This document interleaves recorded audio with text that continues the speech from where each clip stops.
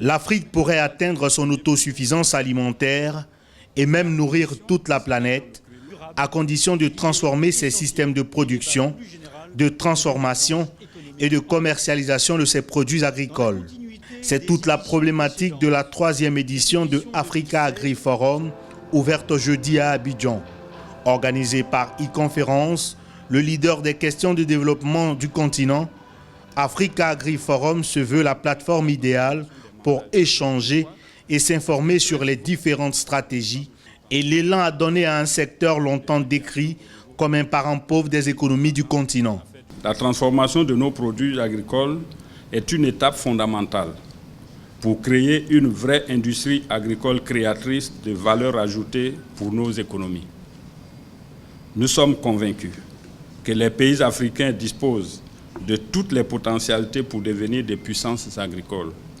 On a validé le programme d'action du gouvernement qui met en exergue des projets phares, son nombre de 5, et aussi qui continue avec les anciens projets qui rentrent dans le cadre de la vision du chef de l'État. Nous avons aussi des réformes au niveau de l'agriculture et ces réformes concernent beaucoup plus les pôles de développement agricole qui seront dirigés par des agences territoriales de développement agricole. Toutes ces réformes vont permettre une augmentation de la production agricole au Bénin. 300 acteurs du monde de l'agriculture venus de 23 pays vont analyser les meilleures approches et les enjeux de la transformation afin de créer des chaînes de valeur rentables pour le continent. Cette démarche s'appuie notamment sur une meilleure intégration dans la chaîne de valeur afin de s'assurer de fournir le bon engrais au bon endroit, au bon moment et au juste prix. Pour cela, nous nous engageons à des actions ciblées avec nos partenaires dans les pays pour mieux comprendre la complexité des sols et proposer des produits adaptés. Par exemple, en Côte d'Ivoire, nous avons développé des formules spécifiques pour améliorer les rendements de cacao et nous avons également lancé la production de différents engrais NPK adaptés à la culture du coton.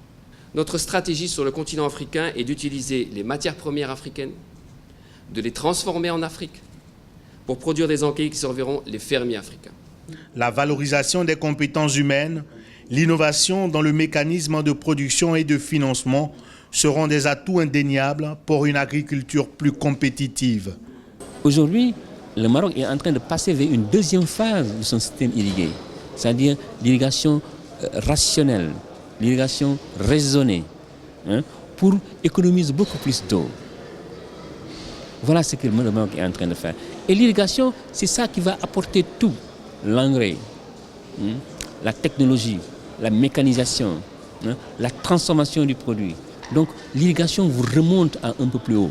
Imaginez un jeune qui est féru de technologie retourner à l'agriculture parce qu'il aura à disposition un drone pour superviser de gros hectares.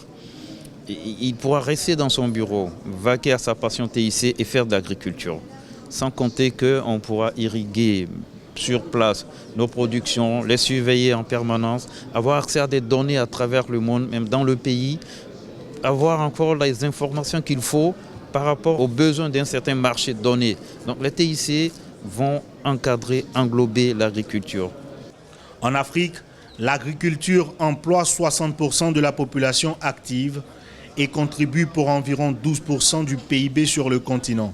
Si l'Afrique veut assurer la pérennité de ce secteur économique qui pourrait atteindre les 1000 milliards de dollars à l'horizon 2030 au lieu de 313 milliards actuellement, l'option d'une agriculture durable s'impose aujourd'hui comme une absolue nécessité.